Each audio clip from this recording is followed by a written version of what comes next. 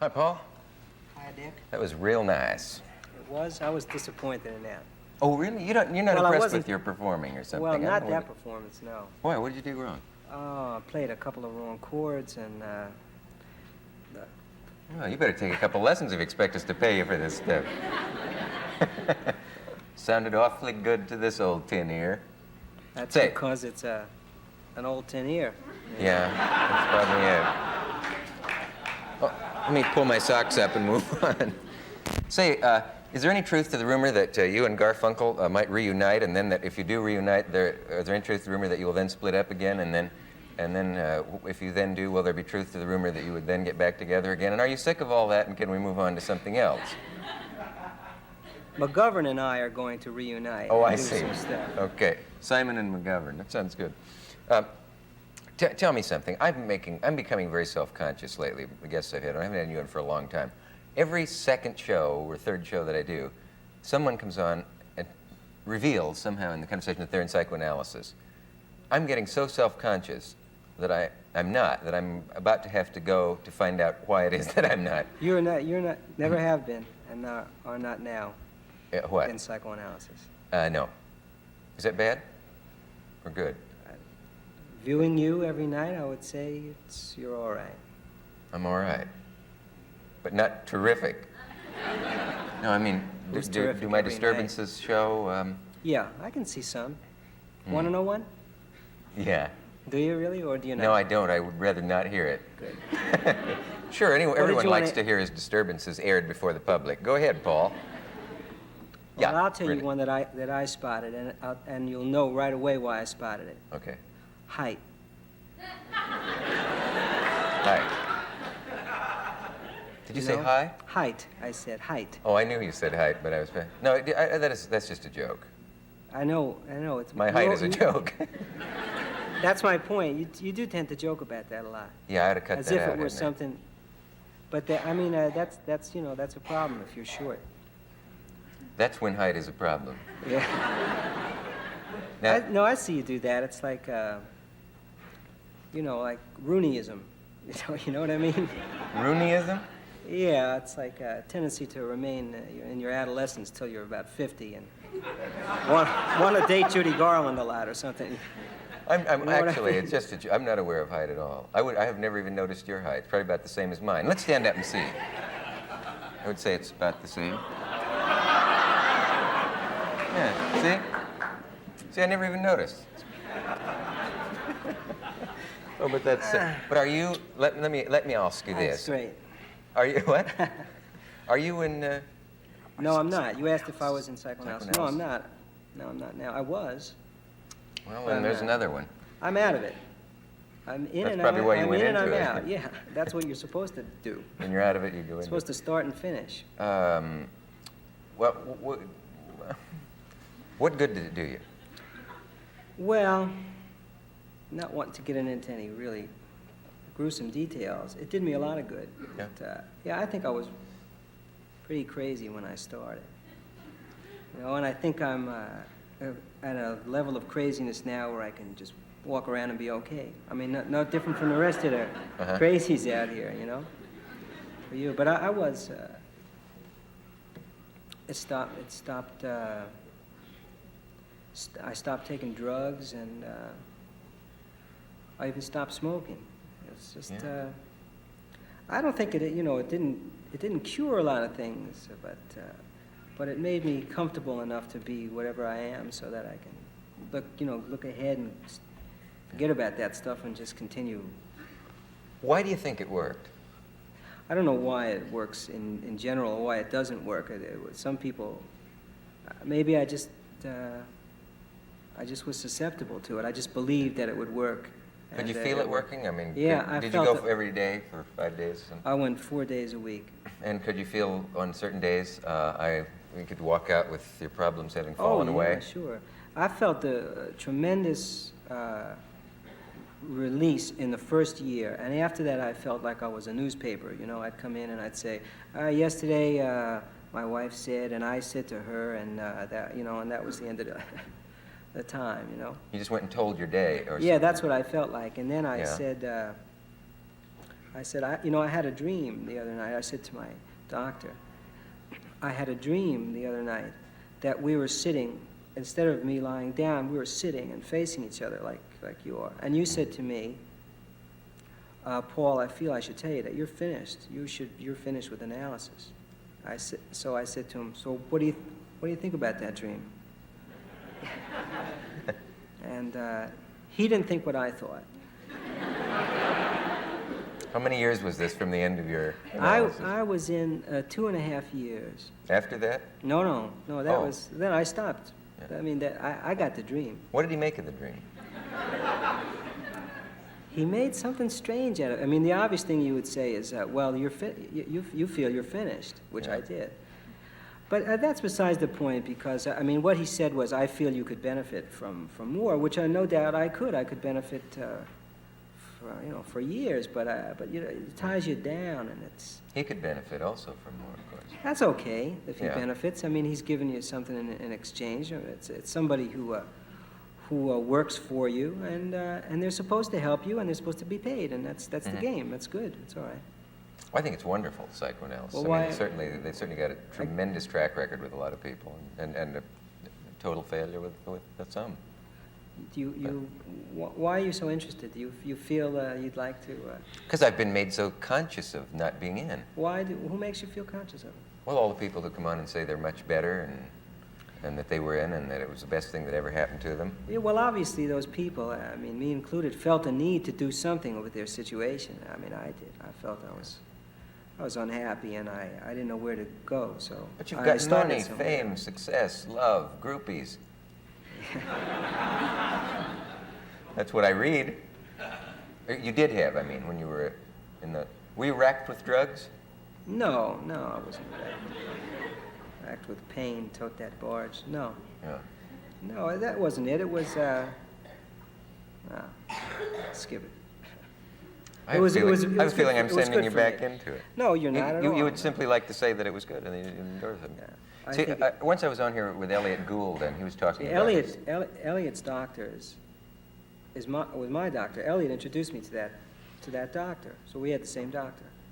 Yeah. And I've seen Elliot, and I know he feels bitter about it, but I don't feel that way at all. I feel it was very good for me. I'm happy I did it, and I'm happy to be out. Well, a certain amount of mail came in after Elliot was on saying, I think he did a disservice to the idea of psychoanalysis because a lot of people might not go into it because of that kind of bad publicity and all. Well, I would say if Elliot, after 6 years or so, was saying that he didn't work, then it didn't work for him, that's all. And it wasn't worth it, I guess. I don't know. You don't know what he would have become had he not been in, but for Elliot, it was a big disappointment. I guess he still feels he has a lot of problems, and I could see that. It doesn't help everybody.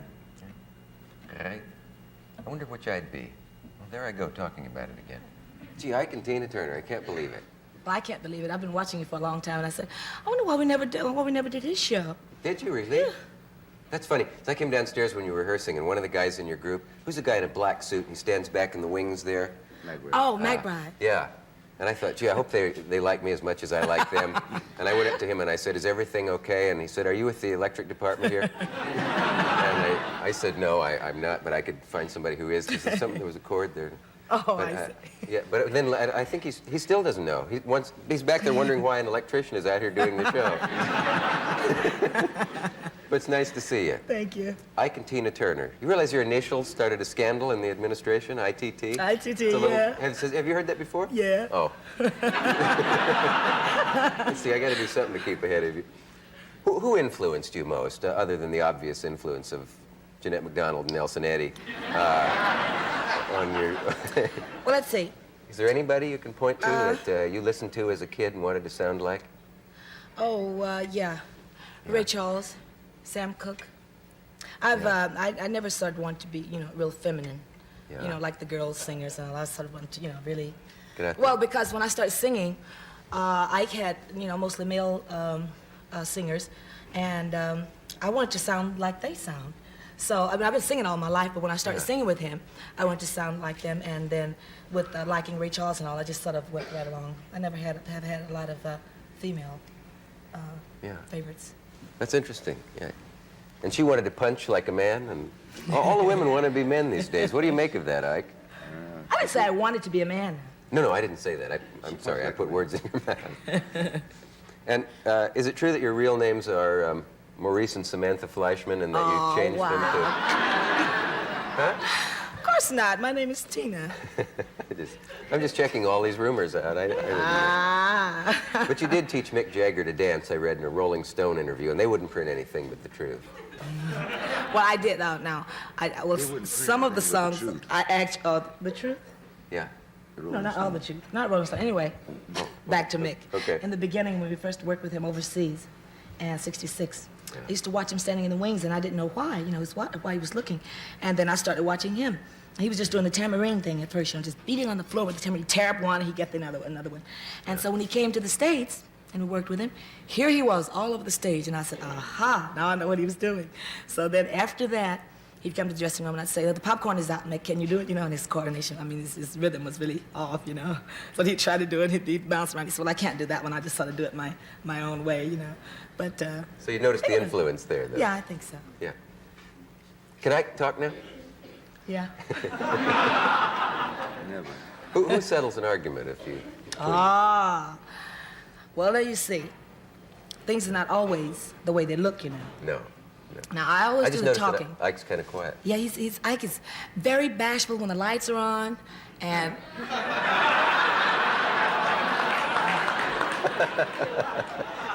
Well, If he wasn't, he is now that you said that. well, I'm Sagittarius, I'm always blowing it. But anyway, when Ike gets before an audience, Yeah. and all of a sudden he's aware that the microphone is on, he actually frees up. Like when he's in the recording studio, he turns out the lights in the control room. He has one of the musicians to record him. Nobody else can be in. You can be in because he can't stand for all this attention to be directly on him. But on the other hand, Ike's the one that does all of the ruling around, the talking, the whole thing. He's the whole thing. But in public, he's like this. Yeah, because he can't get it together. It takes him it takes him a long time to get, you know, really wound up. But once you get him stirred up, you can't stop him. He just goes on and on and on. You can't get a word in. You're a little like Arthur and Catherine Murray. In that sense. I'm the only one who notices it, but I just... and one thing I did want to check with you, and I want you to perform again, but if you will, Yeah. at these rates, is they say there's tremendous discipline among the Ikettes. Those are the girls called the Ikettes. Is this true that they get fined $10 for giggling on stage, and that you're really like a sergeant with them? And No, they don't get fined for giggling on stage. But oh, that's another myth then that yeah. At times when I'm serious, well, see, I can't control Ike and the musicians. Ike's just really cutting up back there sometimes. You know, I'm serious, really singing a song almost in tears, and he's back there jiving, having them to laugh. But I don't like the Ike gets to laugh because they're right out there with me, and they're sort of representing me, you know, and then they're all sniggling and everything. It just throws the whole thing off, you know. But, you know, like, you can't tell Ike what to do. But you know, they do have fines for things like... You do have fines? Oh, That's yeah, okay. they do. For instance, like, here's some of the girls that sort of tacky. They don't like to really do their hair. You know, they say, well, it's enough of a curl in it, I can go on. Or, you know, they have a tendency to want to look great in the street. They don't want to put forth any efforts to the stage wear. So you have to really stay on them all the time about little things that they really need. And so little things like that is what I really get them for. But other than that... But so you are a disciplinarian. Ike? Are you glad to be here? Yeah. Okay. Here we are. We're back, as they say. Good. So you sounded great. You look great. How do you feel? Pretty good, considering. You seem a little in doubt about that. Well, I was for a moment, but you know, if I consider everything, then I feel pretty good. Oh, so, but you wanted to consider it for a minute. Yeah, I had to do that. Hey, Georgia was terrific. Have you sung that before? That was... it's not a new song. That was sort of our practice run, you know. We hadn't sung that before. I was able to make a few records with that, and it turned out very well. So I'm told. Yeah, yeah. I can see what they mean by, you know, they always say that you never sing the same thing alike twice. A lot of singers, you can tell they've got every gesture vocally and physically worked out. Yeah. Is that to keep it interesting for you, or are you just unable to? No, I have to be honest with you. I'm unable to sing any song. the same way twice.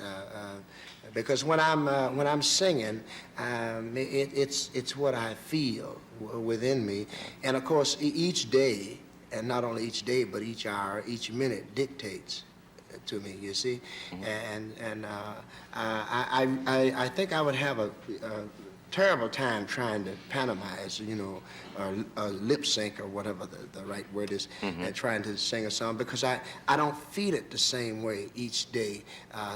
Even sound itself, I can be in, say, in a stadium or in an auditorium or a theater, and the sound, what I hear coming back to me, can make the difference in how I will sing a song. Little small things like that really play a very important part as to how I will sing a song.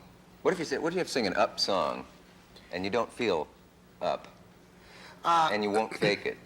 Well, I tell you what. Generally, what will happen with me is what I try to do is get this. You know, the whole thing with me is sound. Really, if I can get the sound that I want. For instance, if I can hear everyone who's around me, if I can hear the band, and of course the audience, you must remember, the audience can certainly dictate to your moods, you see. But the main thing is if I can really hear, because usually when, except for television, I must tell you, except for television, I am really deaf on engineers about the sound, you know. Well, why do you say except for television? Well, because television is geared, it says television and not tele-audio, you see. That's right, so, they don't even tell you you can hear it. Yeah, in you the see, name. and I must, that's one of my gripes about television. I frankly think that I wouldn't want to go as far as to say that they don't care about the sound, but I would say that the sound is very minute, basically, to the people. Yeah. At least I feel that way, musically speaking. And so therefore, their thing is look, how pretty is it? How good does it look? And that's what counts, because people are watching that. But you see, for an artist who has to sing, it can be really terrible, because like if you're out singing and there's a lag, and you have to compensate for that. You constantly have to watch yourself to make sure you don't do this and you don't do the other. So I must tell you, for that reason, television is death on me. It really is. Although I love to do it, because I guess that people, hopefully people enjoy seeing me on television. Did they tell you that this show's on television? Well, I heard about it, so I was planning on watching it to see what. I hope you enjoy it. That's true what you say, though. You know, that's true. Rehearsals are things of variety shows. They'll always say, "How are the musical numbers?" And somebody will say, "They look great." Yeah, right, that's it. You know, they never say they sound great. Yeah. Well, I can understand it though, because that's really the thing in television. But one of these days, you figure with the millions of dollars that the networks spend, somebody's going to come up and say, "Hey, you know what would really be great? Just think of what would happen if you could really get all the visualness that we want, you know, all the prettiness that we and be able to incorporate that with sound also." Yeah. You know, because I tell you, I feel, as a matter of fact, one of the things that television, I noticed, like we were doing some shows before, and one of the things that they're doing now is just saying, okay, what you do, you bring your track, say you record the track in a studio, and then we'll play the track. You can move your lips. And you see, which is, or they'll play the track and let you actually, in other words, you play you just record the music and not your voice. Yeah. So you sing to the actual track. Even that's a little better, you know what I mean, because you got a little more integration going on there. We have to, by the way, have you had a lot of comments about our singing together the time you were here some time back? Sarah Vaughan saw it and said she laughed for 4 days. She said it was something else, and I was afraid she was going to tell me what. She didn't. Well, actually, I tell you the truth, we must do it again, because I thought it was very unique. Really, what a compliment. Say, there's a question the Federal Aeronautics Administration submitted here. Last time you were here, they want to clear this up. Is it that you do or do not fly an airplane? I mean, do I really have to answer that? Well, there's a rumor that you know how to fly an airplane. Oh, now that's better. Yeah, You see, okay. there's a difference in what I do and what I know. That's true. We all know how to do things we don't necessarily do. Exactly. That's You right. see, so I. So to speak. Yes, I know. Yeah. No, I know. I think I know enough that, God forbid, if my captain and my co-pilot happen to eat the same meal, and they got food poisoning or something, you know. Yeah. And it was left up to me to get the plane on the ground, a matter of life and death. I really believe that I could probably land it without killing myself. In other words, I feel I might tap a wing or something, you know, maybe ruin the landing gear. But I don't think I would kill myself. I Might think lose a I'd little get it. equipment. Yeah. How, may I ask, would you read the altimeter? Well, we would just take and squeeze the you know, these things have little glass meters on them, just like it's the Like a same as clock. flying a plane. There's a little airplane in there which tells you whether the plane is level or not. Oh, yeah, it's like a miniature plane on... Right, yeah. exactly. So I would probably do that. And then, of course, if the guy... Take the glass out? Yeah, well, no, not take it out. I wouldn't have time for that. Break it out, you see. Yeah, that would save time. Yeah, right. And this is what I would do. Now, obviously, the guy in the control tower would have to be exceptionally sharp, though, you know. Okay. But you've got this really worked out so that you could read the instruments by hand. Well, I think it's a matter of confidence. You know, I'm really not afraid of airplanes. When I was a little kid, I've always loved airplanes. And I feel that if I had to, I would only want to do it once, you know. But Oh, yeah. yes, Some you know, people I wouldn't want to make a habit out No, of it. No, no. you see. Naturally. But I think the main thing would be, is I once heard a guy say that any landing is a good landing, you know, if you can walk away from it.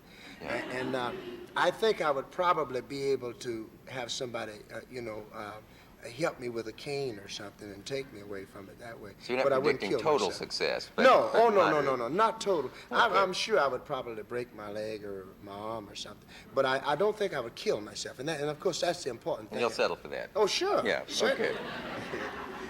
okay. How did you learn to take care of yourself as a kid? It was glaucoma, they figure, that got your Right, sight, wasn't it? Yeah. And then both your parents died. That's true. Who was it who had given you whatever it takes to get you where you are? I think my mom, I feel, was the greatest woman ever lived, because she had a tremendous problem in the sense that, you know, I was reared in a little small town, Greensville, Florida, and I was the only blind kid in the town, which made me an oddball to begin with, you see. Yeah. I was different, in other words.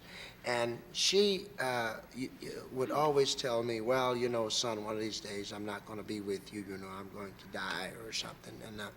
And even your friends, the people who love you, after all, they have their own lives to live, and you're going to have to learn how to do things for yourself. And she insisted upon it, you know. I mean, she had me doing all sorts of things that when you think of a blind kid in general, you wouldn't think that he would be doing. I used to do almost everything any other kid did. I used to wash dishes, scrub the floors, and in those days we had a wood stove, and I used to go out and cut wood with an axe. You know, and you know, Really? oh sure, you know, the chips would fly up, and my mother had an incident happen one time, and they called her into church. You know, we all went to the Baptist church, and the community felt that it was a shame that she had me cutting wood, because after all, I could have been hit by a chip from the wood, and she said, well, even if you can see, that can happen to you, which was quite true, you know, but it was just that she didn't want to instill pity in me or have me feeling sorry for myself. So she made sure that, she always told me one thing. She said, son, there is always at least two ways to do anything. Now, obviously, there may be 1,000 ways to do it, but there is at least 2 ways to do anything in the world that you want to do. So you just have to find the way to do it that is comfortable for you. And I must tell you, Dick, I found that to be very accurate, very true in life, you know. You can always find a way to do anything twice. Can you remember what your parents looked like? Oh, sure, sure. My mother was very, if you don't mind my saying so, I think she was a very beautiful gal. She must have been about 4'11" or something like that. My old man was about 6 feet. She looked like his daughter, I guess. You know, it was very short leg, but she was very beautiful. She had long black hair, almost down to her waist, you know. And when I was 12 years old, the reason I remember this so well, because when I was 5 or 6, you know, she looked tremendous to me, you know, really huge. But by the time I was 12, I was much larger and taller than my mother. And she was quite an attractive woman. They never knew, of course, what became of you, did No, that's the, if I had any regrets, I think that would be it. I really regret the fact that my mother didn't have the chance to see me become where I am today. they? Yeah, yeah. Miles Davis. You spotted something. I'm not going to drive it. I got it right here. What do you make of it? We're on now. Yep, we can do anything we want. Say anything we want. And have a splendid time. I've never seen anything quite like it today. There was a pilgrimage to the studio. Paul Schaefer, I don't know what, you name the person. I saw people come up to say hello to the master. Does that happen wherever you go? Yeah, sometimes they embarrass. They embarrass you? You don't like being an idol. I walk in that place, and the drummers drop sticks when I walk in. Do they mean I mean, to? if somebody tells them Miles to be down here tonight, like that. I'd be nervous. If I were playing my clarinet somewhere and I knew you were coming in, I would be more than. Be nervous if you know what you're going to do. You know, Yeah. if you know you can play. What would it take, seriously, for a musician to be good enough to play in the Miles Davis band? Suppose you need a new guy. The first thing he has to do is, whoever it is, has to have good carriage. Meaning? Meaning that they have to look like what they're going to play. The instrument. Not look like they just bought it. No, I mean, not like this. But Good carriage. How am I going to know if he's putting me on? No. tenor players have a certain way they stand. Yeah. Bob stands like this. Take Charlie guy, like Rambo. Yeah. There's a lot of macho in that stance. The trumpet, you have to. Yeah. Drum. You can tell by the way the guy holds it before he even puts it to his mouth whether he's a musician, a real musician. Whether you can play. Yeah. Somebody said about you years ago that you were, whereas everybody was emulating Dizzy Gillespie, every young trumpet player, that you, at the beginning, had the courage to be original. They said, Miles played sideways. Does that mean anything to you? They mean that when I play, okay, so if I go to a B flat chord, I probably would play a chord going to B flat. And this would be considered unorthodox. Well, it's the sound that takes you to another sound. And there's no bad notes until the note after the bad note. See, I told you it was going to fall. I dropped my trumpet. Drop his trumpet. When your sentence ended, a trumpet fell over. I can't play it anymore. This man has power. See, he couldn't play trumpet. I just got it. I just got it. I was hoping you'd show me how to hold it. I just... Because you don't respect the instrument. Well, I do respect it. It's a Puts friend. it on there like that. Well, see, no, I mean, I got it because I was, you know, I wanted a friend, and I thought, See the third string? what, it's not going to happen? He's got the first string on the second valve. Well, this is how the guy at the shop told me to hold it like this here, you see. Well, he's an innovator like yourself. Well, I was hoping you'd, I was hoping you'd show me. Could you I mean, what, is it just like, see, I couldn't even, You telling me I'm you've not never going heard to of try the- and blow through this. I just, First place, you gotta do this. what, First, I gotta see this too. gotta, what, wrap it around here? Like that? Copy what I'm doing. Wait a minute. Oh, right here. Wait, I got this through here. There we go. Kind of like No, that. oh, this way. Yeah. Well, I don't know. Well, how am I? I'm not doing too good at this. Your left leg, you have to take out the mouthpiece. Yeah, that's the mouthpiece is a little end. Well, wait a minute. The valves probably aren't adjusted. Here we go. Wait. Well, see, it's not going to work. You know. Do you realize what this I'm not lesson? gonna show you because you mess up the music. Well, don't you think it looks good though with the suit? I mean, the trumpet in the suit. The first time I'm from St. Louis, right? So You're from St. Louis, I figure out. so black people didn't have no instruments or no band in East St. Louis. Yeah. So they had 3 trumpets, and they came out grade school and let us each hold a note once a week on Wednesday. But my instructor used to play with Andy Kirk, right? Yeah. So he would, I loved that, just the way he was doing, holding Just the the style of the line of the instrument. No, the way you hold it, like, check out my knee. Yeah.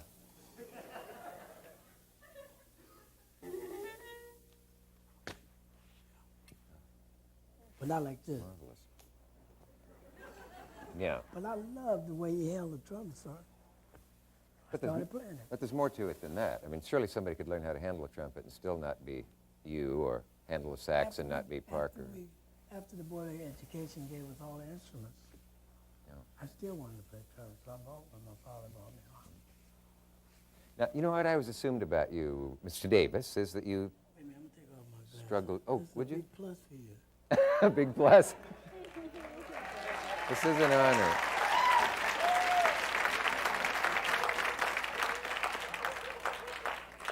Lord, that's going to cost us extra. I know your teacher said to you to play light and fast and not to play whatever the opposite of that would be, that everybody was playing. Leave out the vibrato because you'll get old someday and shake anyway. Wasn't that the quote? Can you show a tone without vibrato and with vibrato for and what the difference is? With vibrato as well. Slight waver. Yeah. And without.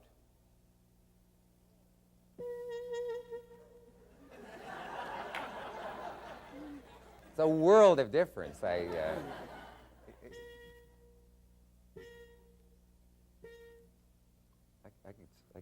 can see the point. What it does when you play without a vibrato, you can cut the notes off quicker, and the notes will be on the beat instead of the vibrato being over all the beats. What about the fact that you have changed so many times over the years and still remained a legend and popular and all? Is that because you want to top yourself, or you just get bored with what you're doing and have to move on? For instance, I don't try to change music, you know. It just happens. It moves and you follow? And the musicians that I get, they change the music. Like a combination, like I had Herbie Hancock, Wayne Shorter,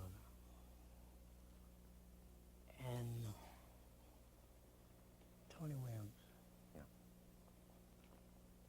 and Bill Evans. It changed because this particular time, this was when we made Kinda Blue, and So What. It was modal music. The reason it was like that because I went to see, you got enough time? We never have enough time. We've probably 2 more minutes, but go on.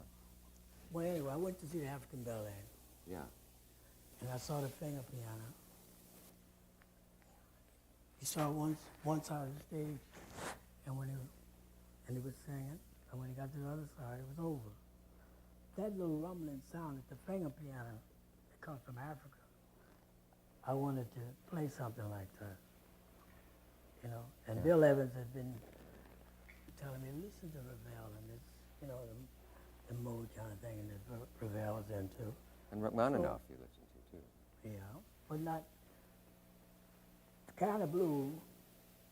The concept was like that African ballet, but it didn't come out that way. You know, when somebody gives you a concept, sometimes it isn't like what you wanted to do, and it comes out another way. So kind of blue came out. So you can be surprised by what you do. Right. I couldn't do it. I couldn't do it like they did. Am I in any danger by asking you a question about race? Are you still harassed when you drive an expensive sports car and the police stop you and say, whose car you got there? Does that still happen? Yeah. I have a yellow Ferrari, and he stopped me. So I told him, I said, why do you want me to tell you where I got the money from to buy this car and how much it costs? I mean, anyway, I had my lawyer sue one guy because the latest album we had is the 2-2 album. I was on my way to record, and he stopped me. And I said, what do you want? Policeman stopped you. Right, on our freeway. And it was in my face, you know. Sit down. So I had my lawyer. He said, oh, shit. You know, I could tell if I said anything else, he didn't hear it. Yeah. You know, all he wanted to do was just. Then I told him, I said, well, why don't you have a California license? I said, then I'll have 2 licenses. Where should I get 2 licenses? Well, if you don't answer this, summons, we're going to come and get you. I drove on the way. Yeah. But it happens like once a week. Once a week? Isn't that annoying, the idea that you're delivering the car somewhere, or that you stole it, which is the assumption they most likely make? Well, they can see the way I dressed it. I wouldn't steal anything. No. I mean, Well, unless you rolled Liberace. Or... Oh, forgive me, I did not say that. I didn't say that. I have something for you, Miles. I hope you're going to like it. I knew that a man who has everything, you don't know what to get for him. It's a license plate. No, it's a license plate, and I hope you like it. Can you see this?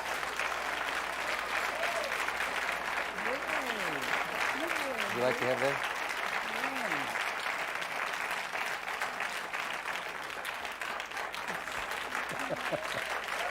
I must.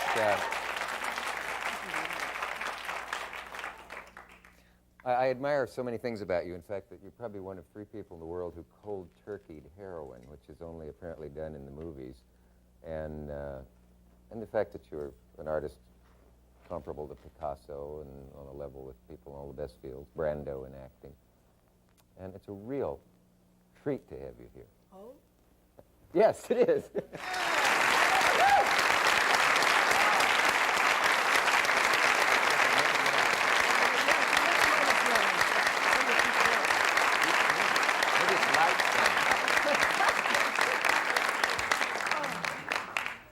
What is Lotus Land? I asked him what Lotus Land was, and obviously Lotus Land is Los Angeles, but now why did you call it Lotus Land? I think that goes back to some writer of the 30s who dubbed it Lotus Land. Or maybe it was a typo and it was Louts Land. Louts Land. Louts Landing, probably. Louts Landing, that's yes. what it was, and they got it all messed up. May I, Call me Cher? May I call you Cher? Yes. How'd you know I was going to say that? I don't know. Because everybody does. I No. suppose. What does it say on your passport, come to think of it? It says Cher. And don't they say, pardon me, ma'am, but part of your name seems to be missing. I had one problem getting into Tahiti. The man was very unhappy that I didn't have a last name and made me wait and went through all of my luggage and ripped open a teddy bear that I was bringing back from Australia. I guess the name just kind of inspired him to look for other things. I wasn't really sure. Why didn't you say, well, Cher is my last name? No, he didn't really care about anything. He just was very unhappy that I didn't have a last name because everyone who'd ever been to Tahiti had one. And he took it out on your teddy bear. Yes, and he took it out of my teddy bear. Why do I associate you with lots of balls may I rephrase? Can we start this show over? No, I love it. Do you know what I'm referring All right, to? but now, only if I can Please ask get you. me off of this hook. Balls of It has what? to do with magic. Slidini. Do you remember the thing we did once years ago? Yes. And Slidini did this great balls and cups and balls Yes. thing with you, and suddenly. I'd rather sit there and watch you squirm because this is fun. Yes, it's lots of fun for me too. You know how dumb you feel when you say something like that and realize that well over 80 people are watching? Right. Very scary. Speaking of scary, here it comes, the inevitable question. But you're about to open on Broadway. Now, are your nerves shot about this? Is it frightening, all those images, the Great White Way, opening night, and all that jazz? This is a very strange thing to me. We've been doing this play now. We've been doing the play for over a week, and I understand that opening is, I think that we could never open and be very successful in the play, but you have to open, and I think that's going to make me very nervous. I probably won't be very good opening night. The trick really, though, you're onto it, is to think of it as just another in the series That's how it appears to me, that we play for an audience every night now, and opening is just another audience, really. Yeah. I should explain, because of the phenomenon of live and tape, that as we sit here now, We probably will have you haven't been opened yet, but No. As you see the show through the magic of television, Well, we will either be Well- open or closed. those seem to be the two alternatives, don't know, they? I You can't couldn't close halfway, can you? The other night, Suzanne Plachette did that play, and it closed in one night. I had to go home know. after that night. I was really nervous and upset. That's got to be a staggering blow, no matter how much people claim they can Yeah, handle it. you become emotionally involved in something, and it hurts you if it's not accepted. Yeah. God knows that everyone has to go through that. It has happened to me a whole bunch of times. Yeah. But I guess it is a nightmare. Whoever invented opening night ought to be shot. They ought to say, you do previews, and on any night within the first week, the Times critic That can would come be- if he yes, wants to. I think that would be and wonderful. Be a maybe lot the next easier. week, somebody else Or can even any come. night that you just didn't know about it, but to have everybody come opening night and Yeah. do that, it's a little bit upsetting. And all those telegrams and flowers and all those things that are well meant, but you don't want them to remind you. I like that doing the it's play, opening though. night. The audiences have been wonderful. It's really been exciting. I would say it's about the most exciting thing that I can remember doing. It is a thrill, isn't it? I did a Broadway play some years ago, and I couldn't wait to get to the theater every night. It was just, there's nothing like it. You could stand there and say, Also, if you're not doing well, it's pretty terrifying, too. Like, a couple of nights, we've had, like, strange moments, and you're just out there. There's no retaking it, starting over. You just kind of have to sweat through it, and that's also really interesting. well, is it true that you've never stepped on a stage before in a play? Yes. Yeah. Because I'm sure much will be made of that, but there's no reason to, really. Not really. I mean, you've been on I many felt very, stages. yes, I felt very comfortable, and it's like playing a game to me, and it's like playing. Yeah, it is. It's make-believe. Yeah, I always say, when someone says, "What are you doing at that time?" I say, "Well, I'm pretending so-and-so," and everybody laughs, but that's how I feel. I'm just there doing it. I came to New York originally to take lessons, to do a play. It didn't ever occur to me that while I was signing up to take lessons, I would get a play. Yeah, you have to be careful of getting Yeah, work when you yes. don't want it. But you have studied acting. You've been on stages. You have presence, charisma, all of that. So it isn't as if you were some... I studied acting when I was 16 for about 4 months, and I came here, I had 2 lessons with Lee Strasberg before I got this play. And I came here to do an audition for Joe Papp, and while I was doing the audition, I got a call from Bob Altman. And that was it. Strasberg's a fascinating enigma to everybody who I'm knows him. crazy about him.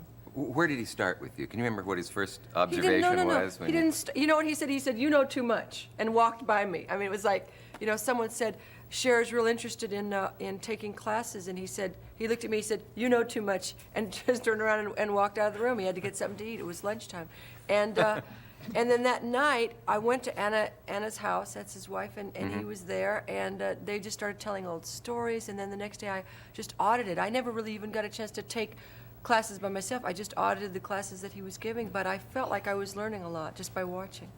And it isn't as if you came out of a desk job to your No. first performing. Except people have a very strange opinion. I'm sure that I must have contributed to this, that my personal life somehow negates the fact that I might be talented, you know, because so much has been written about what I've been doing after I've been working that a lot of people forget what it was that they liked about me originally, you know. What is it that she does, you know? She gets married a lot, or she, you know, Or she do they hold it against you that you might go to a disco or a party to unwind after? Someone said to me the other night, someone very close to me said, Cher, I don't want you to go to Studio 54 until after the play opens.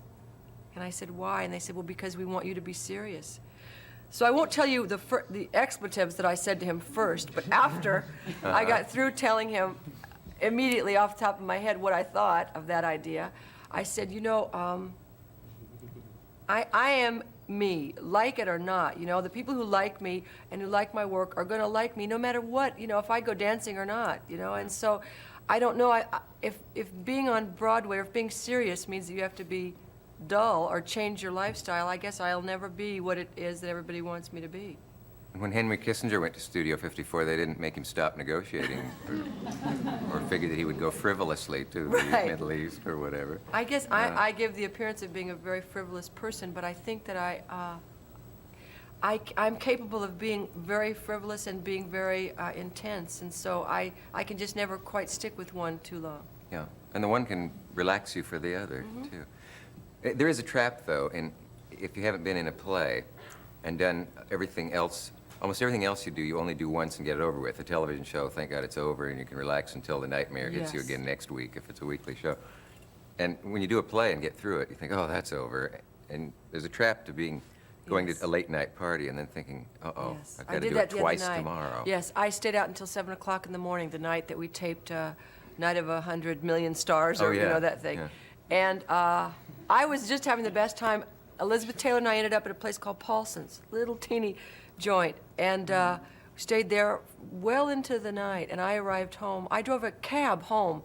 I don't know why the cab driver let me do this, but You he drove just a cab? yes. But I drove a cab home at 7 o'clock that morning and had the Lord. time of my life. But last night's performance was really difficult. Did he know you had had a little tiny joint, or did I misunderstand you? No. We went to a little joint. No, Paulson's is a little tiny joint. Oh, I see. Anyway, no, and we got into this cab, and the cab driver said that he was not really a cab driver, that he was a comedy writer, and proceeded to tell me about this. He told me a joke that he said he had written, but I'd heard it about he went to a Chinese restaurant that was Chinese-German, but an hour after he'd eaten, he was hungry for power. And I said, you know what, that's a terrible joke, let me drive. He pulled over to the right, got out, and I drove back. Is that in fact a terrible joke? No, I thought it was very funny. As a matter, at 7 o'clock in the morning, it was hysterical.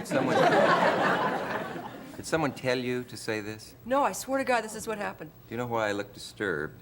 You wrote that joke. Yes. You said-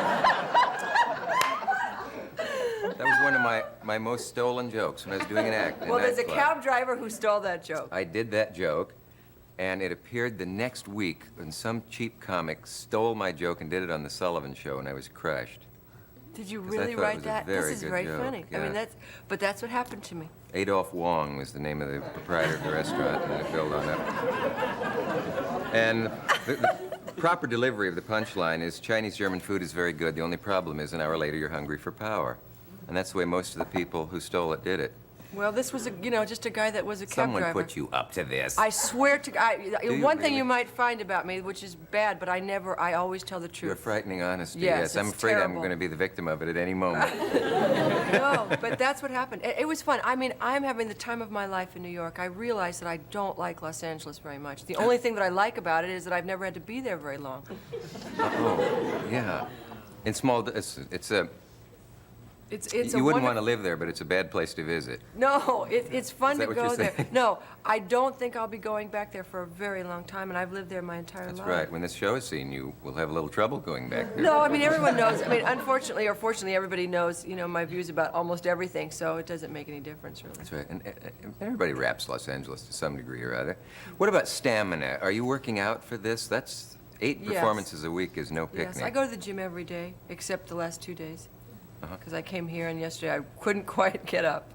What do you specifically do at the gym? I Wait? specifically, no, I do weights. I run for about 45 minutes. I have a girlfriend that we run, and we're running inside the gym now because the weather's a little bit weird. Yeah. And then I do Nautilus, which is not my favorite thing to do. I much prefer free weights. At home, I've got a wonderful gym, and I've got like Paramount equipment, which is really wonderful. Oh, free weights. Yes, free weights. I'm sorry, I think you said free weights. No, free weights. To run on. Free weights as opposed to, machines. Machines, yeah. Yeah. Yeah. Now, do women develop muscles Sure, if you want the way them. men do? No, not the way men do, because your body's not set up that way. But you can develop muscle tone if you want to. I mean, Yeah. Women muscle builders are certainly an example of that. I've only become aware of them recently. There was a special on HBO or something yeah. of these. It looked like a photograph of a woman's head and then this man's body with these gigantic muscles. But then when they relax, the body goes back to a feminine look. I like the way, some people go a little bit too far. I like the way women's bodies looked when they're well-defined. Mm-hmm. And Well it's also- developed and well. Yes, and it's a good way to keep in shape, too, as you get older, because men have a tendency to really stay in shape a lot better. They're preserved a lot better than women seem to kind of fall apart. I don't think we know a lot about you as a kid. There are probably people who assume that in the cradle you had a hairdresser and your nails coiffed or whatever they do to nails. And it wasn't that, but it was somewhere between that and a Charles Dickens Yes. childhood, from what I know. It was a very bizarre childhood. It's strange. I was much of a daydreamer, didn't stay, the moment I found out that there were movies, that's kind of my mind was like focused, Mm-hmm. and when I was a very small girl, I thought I was an angel. You mean didn't- literally? Yes, I really literally thought that I was an angel. Then, I had very many strange thoughts like that, and somehow I could just never get into regular thinking. It was just too boring. Didn't like school very much. Wasn't very popular at all.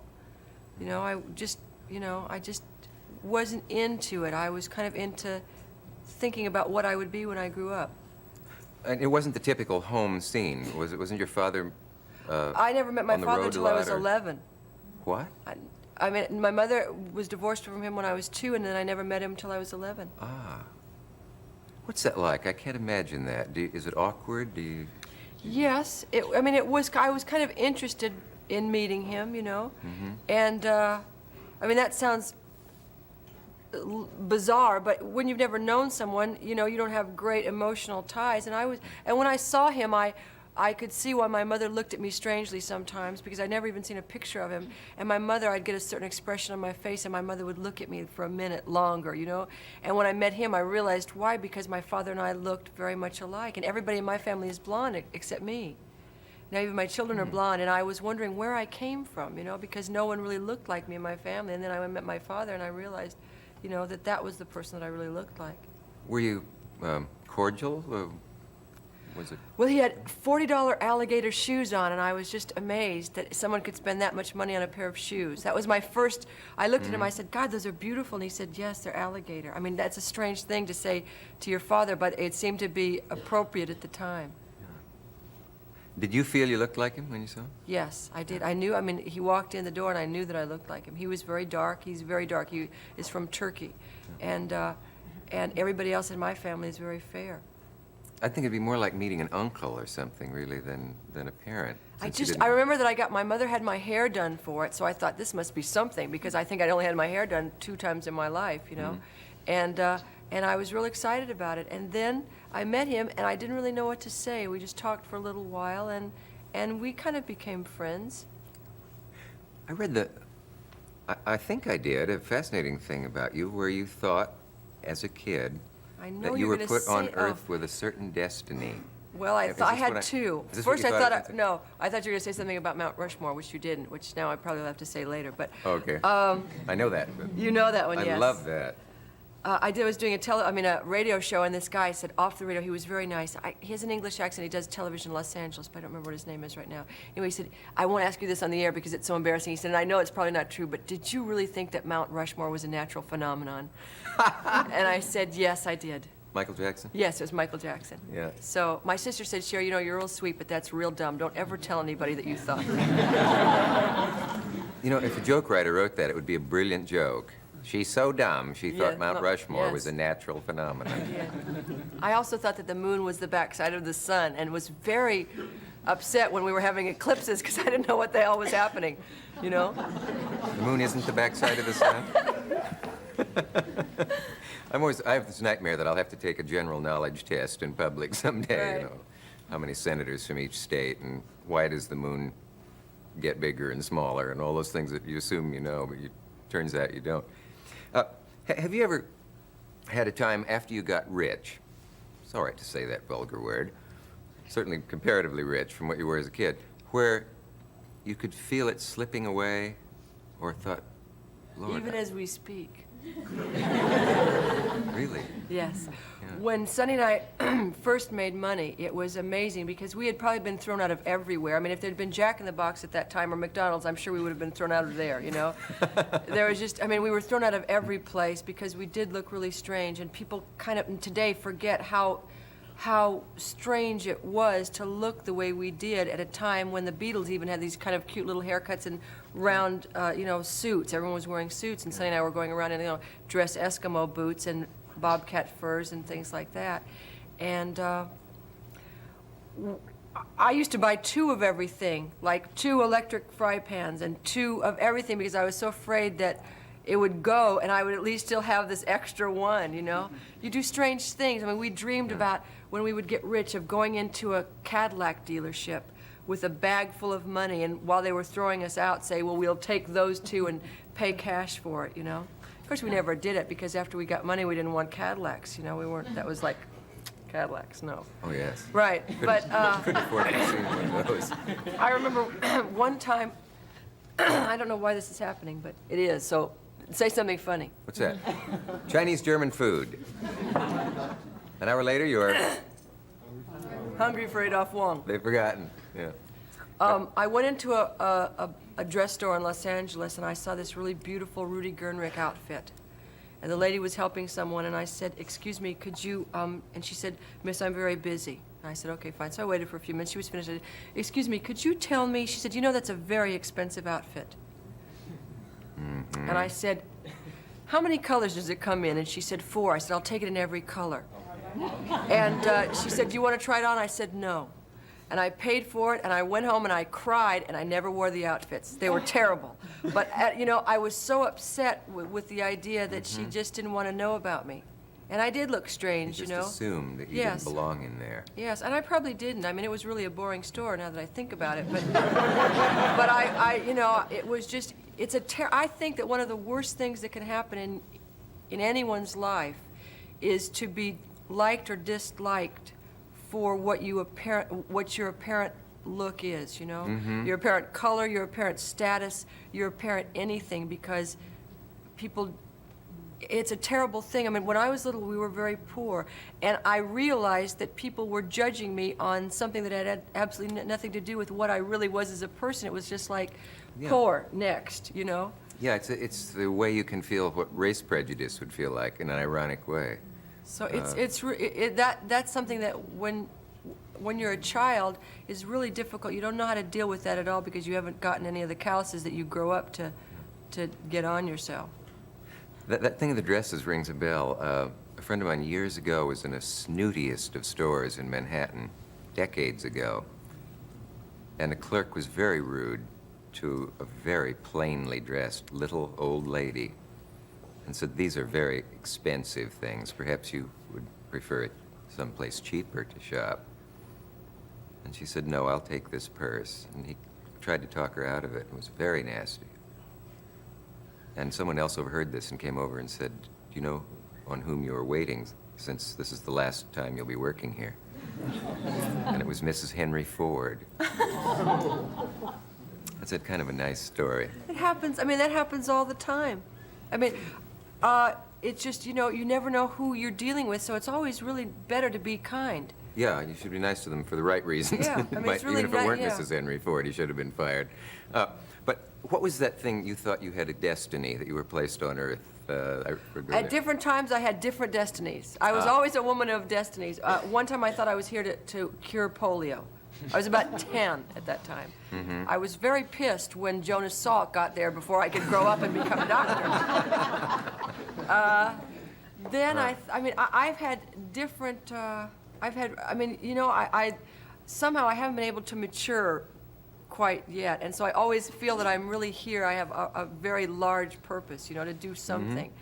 And I keep putting it off. I think, okay, in 10 years I'll do that, because right now I'm just having a fun time screwing off and just being frivolous.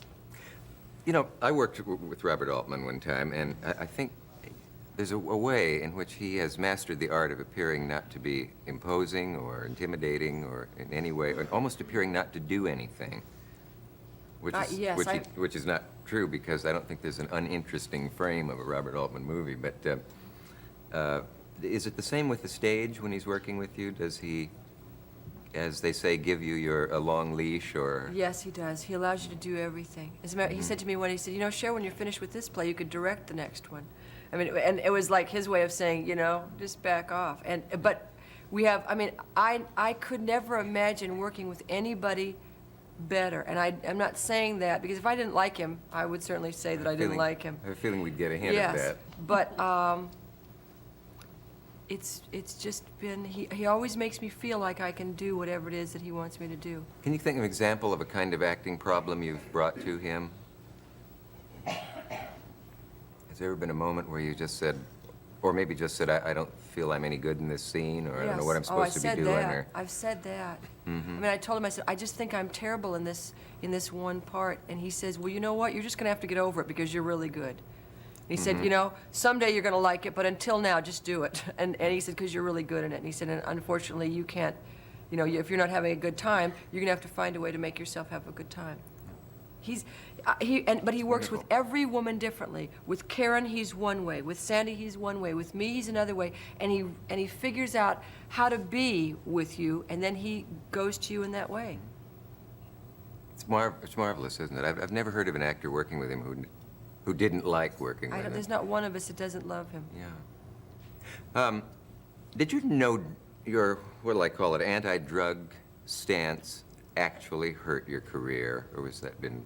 Yes, people have talked about that. Yes, it did. How so? Because people were really, in the late 60s, people were really into drugs, and they wanted people that they liked to be really into drugs. Yeah.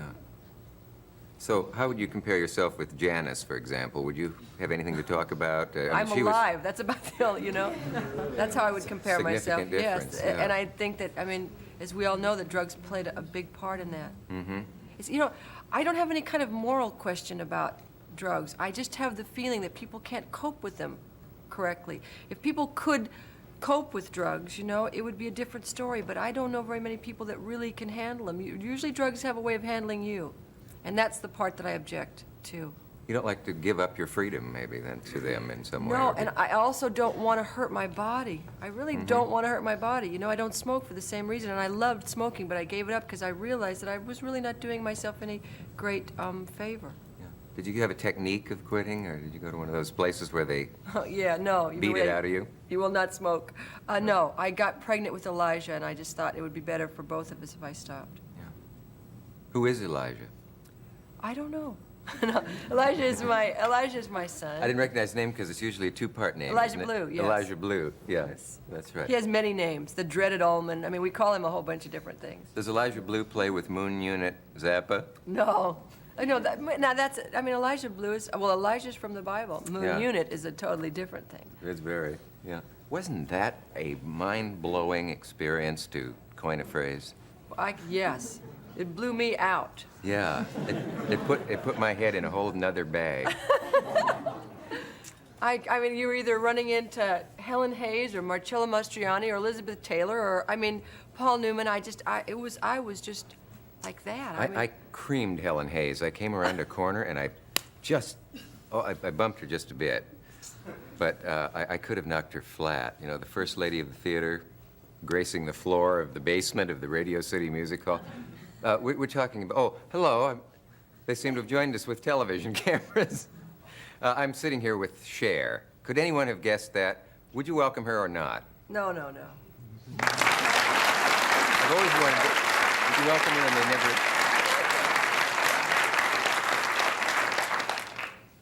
Cher, let me take you behind the scenes for a moment and tell you the kind of panic that a person can get into in my business, and then we'll get right back to you, All right. which is where I want to be.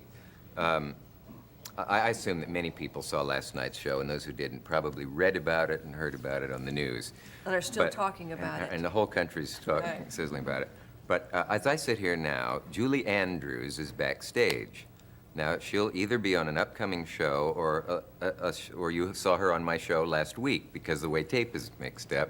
And both Julie and Cher have to be somewhere else.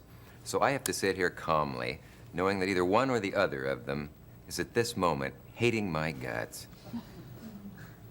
Hello? Isn't that interesting? Well, I was watching you a minute ago, kind of like going, I don't know, what are we going to do? What are we going to do? Yeah, I've stunned the audience into sickened silence. I can see that. But anyway, we were talking about, the Night of 100 Stars, which I suppose almost everybody's heard of by this time. It was 268 or 228, something like that. Yes, well, I think Alexander Cohen had an interesting psychology going from the beginning in that it got to the point where if you weren't among the 100, Yes. it began to be that you weren't among the, and other Right, people the wanted in and so on. But it was fascinating to see all those people. And it got to the point where you forgot what the real world was like, because in the real world, you can turn and see a face you don't recognize. And backstage, there would be Jimmy Stewart talking to Orson Welles, stumbling over Paul Newman, as you said, and there were Alice Faye and Joel McCrea and Betty Davis, and it was astounding. And I didn't realize it was you because they had other people dressed in that way that you were, which people will see on television. Was it rude of me to come up to you in that fantastic costume and say trick or treat? No. Which one? Was that the black one or the bride? The one with the pointed, The bride, yes. yeah. No, it wasn't rude. It was just very you. Yeah, sometimes they're synonymous. Yes. Cher, you have a reputation for an almost frightening honesty that some people find disarming. People always complain in this business of people not being real, and then when they are, it shakes They don't them like up. it, right. That's right. Did you miss at all the big show that you had before?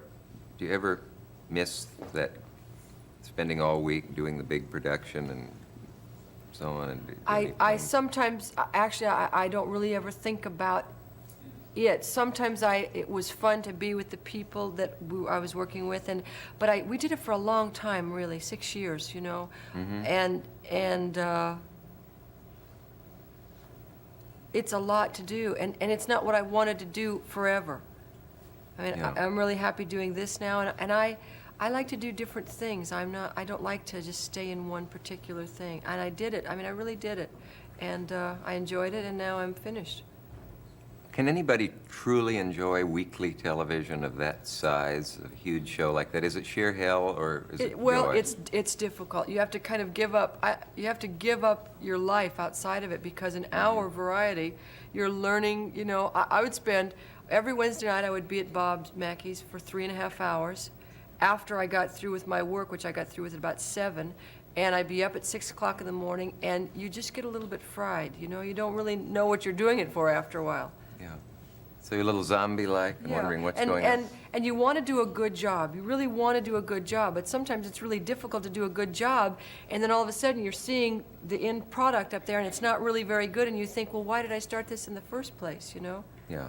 So on the Sonny and Cher show, it was very fun and a lot easier because Sonny took half of the load, and we had all the other guys that were on the show, and plus 2 guests. It was a lot more difficult when I did my own show.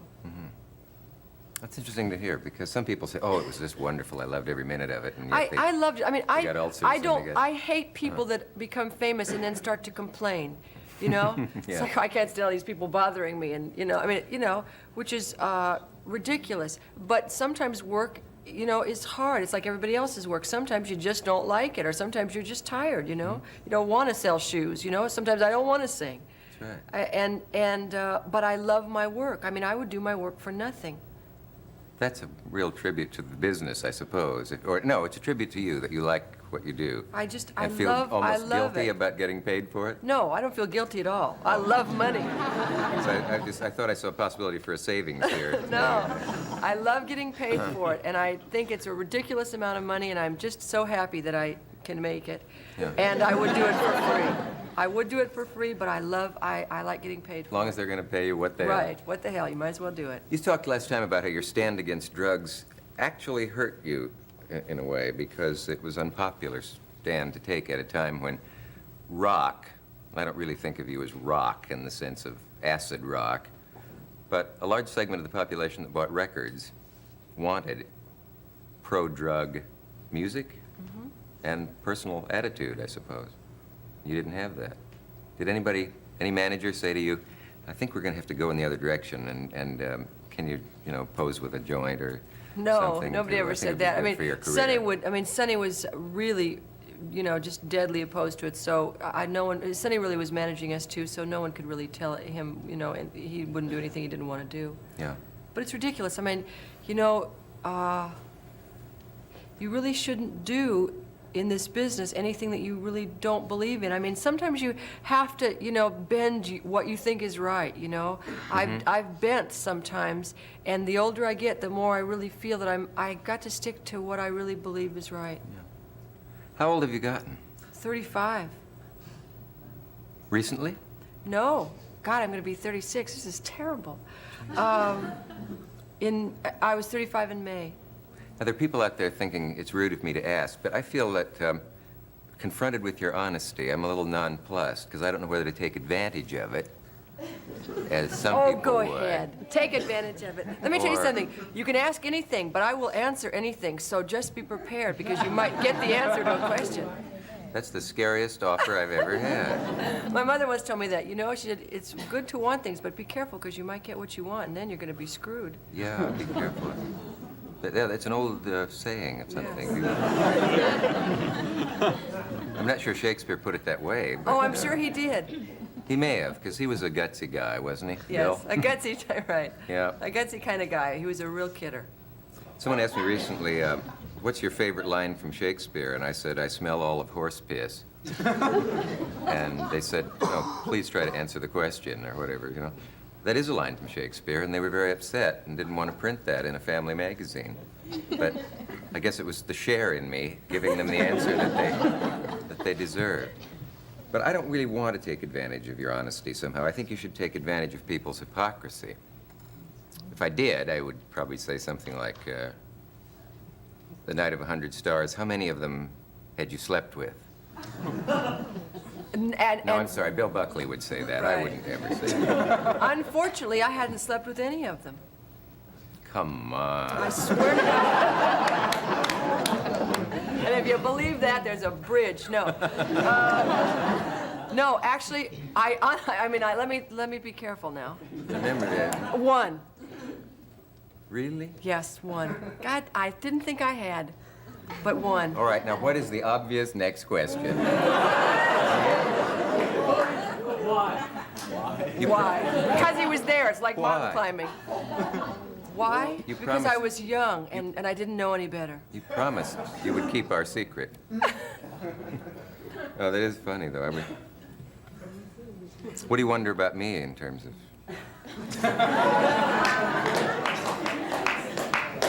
The night of 100 stars, how many have you slept with?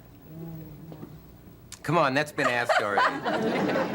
Well, all right, Isn't none. that funny? I didn't even realize it because I told you none back when we were talking about backstage, but I just realized that was not the truth. Same with me. I napped with one.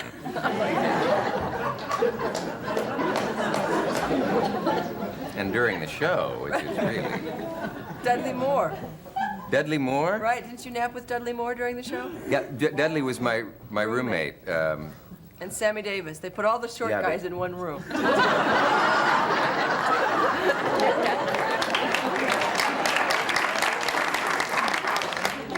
Funny stuff, right? They did. They didn't have enough dressing rooms, and they had about 3 people. And they weren't even dressing rooms; they were offices in the vast reaches of the Three people. music That hall. was good. I was with about 15 ladies in one dressing room. It was like a ladies' dorm. Everybody was running around naked. Cicely Tyson and Ava Gabor. And I mean, I was like the most ship of fools in our dressing room. It was just crazy. Well, we had, it's true, I see Dudley and Sammy and I were assigned to one dressing room. It's the first time I've towered over 2 people in a group of 3 in my life. They've had a little room about this high, and they put us in there. Sammy's dresser arrived and put out all of his things beforehand. His cologne goes here, should anyone ask, and his towel and all that stuff. He has a television set. He has everything laid out for him. It's nice. He and I were sitting in there, and Dudley came in and said, "Oh, my 2 favorites. Isn't it wonderful?" You know, it was a kind of low ceiling room. Dudley's girlfriend couldn't get in to see us. But enough height jokes and depth jokes. Do you have any nightmares? Yes. I'm fascinated with dreams and nightmares. Not long ago, I dreamt I was taking a French test and I was stealing the answers from Sandy, except she didn't know the right answers either. Sandy Dennis, who's in the play with you. Yes. Well, that is I was trying to interesting. copy down Sandy's answers, but I realized in the middle that her answers were wrong.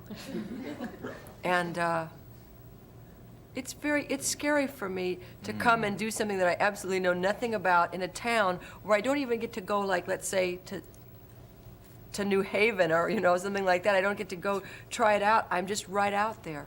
And I had a choice to either do it or not do it. But even though I made the choice to do it, it doesn't mean that I'm not scared out of my mind. So you're willing to admit that? Yes. Yeah. I think there's nothing wrong with being scared. No. Should we analyze that dream? No. Because, you know, dreams are always disguised. You've read Freud, and you know Yes, that... but I don't think that was very disguised at all. Bob was the teacher, the French teacher. Oh, no, no, no. The dream means, because they're so disguised, that you want to buy 200 pfennigs worth of Braunschweiger and don't have the nerve. See, that's a switch on the Freudian.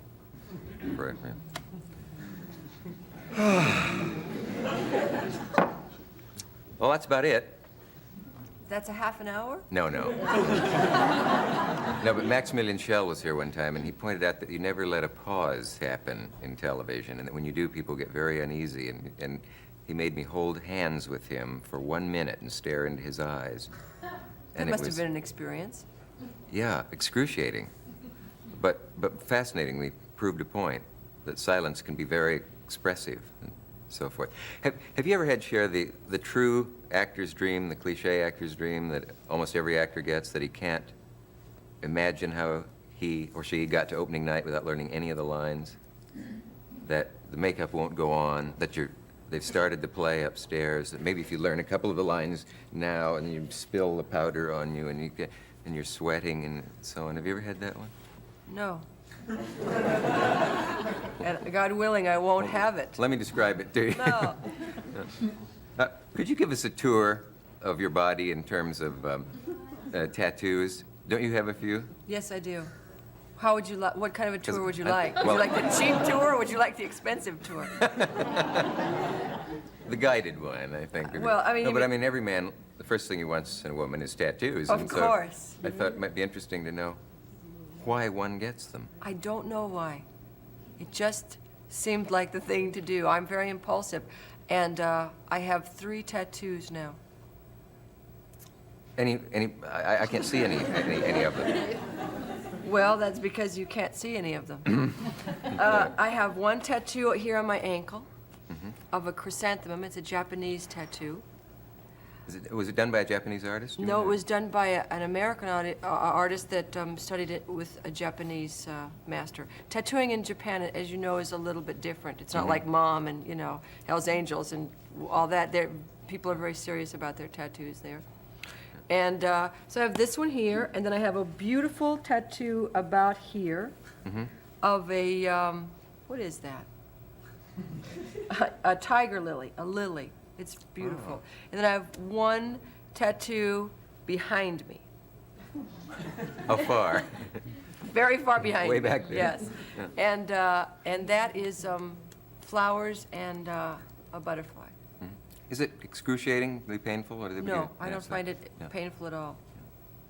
But I don't know, some people, I mean, you know, it's not as strange as people might think. I mean, over in the history of man, tattooing has been more the common thing to do than the uncommon thing to do. I mean, Yes, there, it was you know, unusual not to have one. right. So, and I don't know what makes people. I mean, I can understand people. Like my friend said, we're never going to get to a Jewish cemetery now because it's against the religion to be tattooed, and if you're You can't Jewish. be in consecrated ground or something if Right. you've been tattooed. I don't really know why. I would never recommend it to anybody, but since this body belongs to me for however long I'm here, I figured that I liked it, and I don't really know why. It just seems beautiful to me in a strange way. And I mean, I'm sure it's crazy. I mean, I'm sure it doesn't make any sense to anybody, and I wouldn't recommend it, but I liked it. What do you recommend? If you're I don't recommend anything. I recommend Levi jeans. That's about the only thing that I can recommend. the old jeans. Yes. Yeah, but it put a lot of people out of work. You know, you were talking the other night about how people have images of you, of what you're like, and some people think you're a freak, and some people think you're zany, and some people probably think you're drug-riddled, and all those things that they think of as being, in any sense, connected with the music world, rock, and so on. When I say do you have any morality, I don't mean it funny-like, but do you have a moral code for yourself Yes? in terms of... It's not one that I think about all the time, but I try and be nice to people, and I try and tell the truth. And I think that those are the only things. I mean, not that I'm nice constantly, because God knows I'm a bitch on wheels sometimes. You know, you just are. But I really try to be nice, and I try to always tell the truth, and always think about what I'm doing, and make sure that it's, you know, that I really can do it with good conscience. What about all the tremendous opportunities in the business that almost nobody can resist when they get as successful and famous and are as attractive as you are, to freak out? Did you have any tendencies toward that? I mean, today, morality means, if you're conservative, it means you only have an affair with one person at a time. I was reading something, I did that People magazine, and this man wrote in those letters. I was really interested to read one of the letters, and the guy said, you know, that I was promiscuous in a way, which I thought to be kind of hysterical, but I'm not very promiscuous, and I don't know why. Sometimes I'd like to be, but it just doesn't work out that way, you know? It just doesn't. I can't just meet someone and shake their hands and say, all right, where's the bedroom, or the floor, or whatever, you know? But you know, I mean, I don't really care what anybody else does. I mean, it's not, you know, whatever people do is their own business. I just kind of, I try and kind of stay very straight, because I'm afraid that I might have a tendency to be crazy if I ever really went off. But then I don't think I really would be. Right, did I hear you say one time I inherited a sort of Puritan streak from my old man? No, I don't think I don't know what I said inherited that. from him. I think I inherited from my mother, who was married 8 times. The two don't make a lot of sense, but my mother is kind of puritanical in a way. Yeah. Could you ever save anybody else, do you think? You knew Janis, I'm sure, and maybe Jimi Hendrix and some of the other people who bit the dust in the drug years. Did you ever feel any obligation to try to straighten them out, or? No, Tell 'em I they really were- no, I don't. It's like kind of none of my business. I mean, if someone was like a really close friend, I've had a few close friends that I finally just said, you know, you make me sick. Get yourself together. People can really, I mean, people can only do something that they want to do, and it's really none of my business to make people do anything that they don't, you know. If you want to take drugs, that's what they want to do, and they will do it. No, I mean, all your good intentions don't mean anything. But the music business, should we really put you in what category? I don't think of you as a rock star in the sense of, although you music with a rock beat, you were never really acid rock, or even several steps down from acid rock, I suppose. Do you think of yourself as a pop singer who was also popular, happened to be popular in the rock era? Yeah, Yeah. kind of. It's strange. It's hard to put me anywhere, and yet I'm here. Yeah. Can you write? Yes, I have that feeling. I'm really good. Yeah. I'm really a good writer. I think someday when I get tired and slow down, I might do that. What would you write? It's fiction? I think I would like to write, I don't know. First, I would write something that I really knew about. And I wrote a television show that I did, and I wrote a lot of that, and I was really pleased I got into the Writers Guild, which for me was like the best card I have, because you really have to write something to get in there. And I don't know what I could do. I'm very interested in religion, and I think someday I might write something about that. Interested in it without practicing it? I practice it in my own way. I don't belong to an organized religion, just because, to me, I know I'm not going to make a lot of friends with this, but to me, organized religion is kind of like country clubs that people belong to, you know? And I just think that people are all... This is going to sound really weird, but I feel like I'm every person that I've ever met. Old people, young people. I feel really connected to every person I've ever known. And I feel that religion is one of the single most causes to divide people up for no real reason. Yes, it's often a way of dividing or excluding people. I just don't believe that there's any real reason for it. I'm sure if God exists in a certain way that we feel that he does exist, I think that he doesn't really care one way or another what religion we belong to. You know, I can't imagine that if you're not a Catholic, you're not going to get into heaven, if there's such a place, you know, or that a good woman or a good human being is any better because they belong to a certain faith. It doesn't make a lot of sense to me. If you knew you had a fatal disease, do you think you would pray? Sure. I mean, I don't have a fatal disease now, I don't think, and I pray. Oh, you do? Yeah. Yeah. So you're religious in that sense, but not in the, not Yes. in the organized way. Did you get involved in the censorship fights? There were some on your show, weren't there? Didn't they cut a big number one time that was too sexy or something? Yes, that Raquel Welch and I were friends before that number, and then after that number we were no longer friends. But there wasn't anything that I could do because she was touching herself, you know, and she's got so much to touch that they got very nervous It's and hard cut out for the her not number. to, isn't Yes. it? Yeah. And the censor said that's too erotic? Yes. Yeah. Whose idea was it then, I mean, whose job was it then to fight for it? Did Sonny have to go and meet with them and No, say this was the silly? Cher show, so it wasn't. But I Oh. called Freddie Silverman. I did as much as I could, but, you know, it's crazy. Why would she not be friends with you as a result of that? Because she thought that I had something to do with it and thought that I could have saved the number, but I just couldn't. I mean, you know, I did what I could and I couldn't do it. Yeah.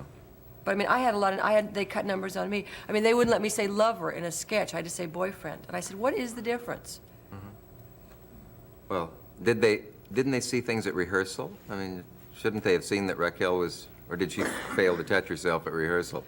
Well, I guess she failed to touch herself. Well, she was wearing something different in rehearsal than she wore on the actual filming. It's funny to think of the language barriers that there were back then. Isn't there? I can remember I when was the first woman to show her belly button on television. That doesn't seem like a big thing. Lord, I forgot that. Yes.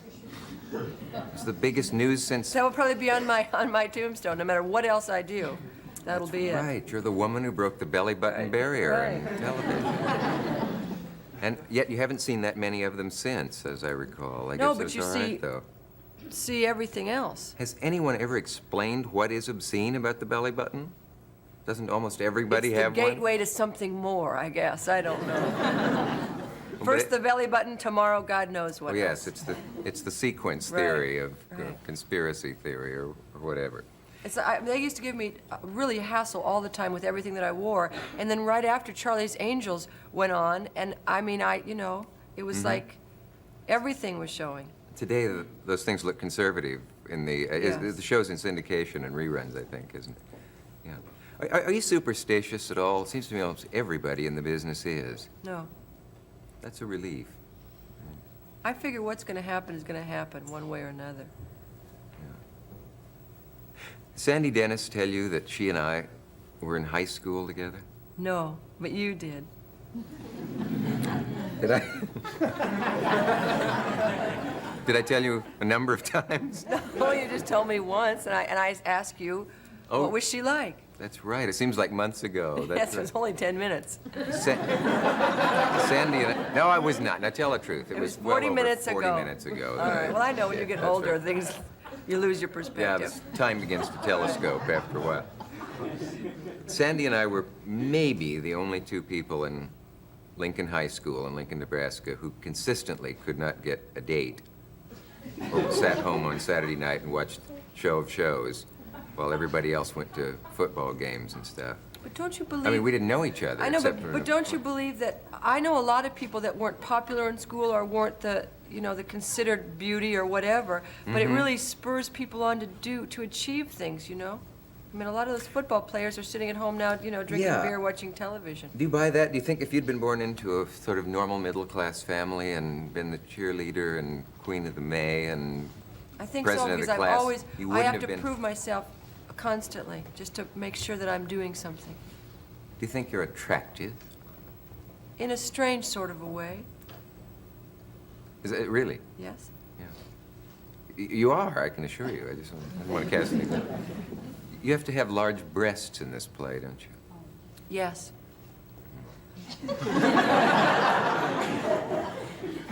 Is it true that weightlifting can...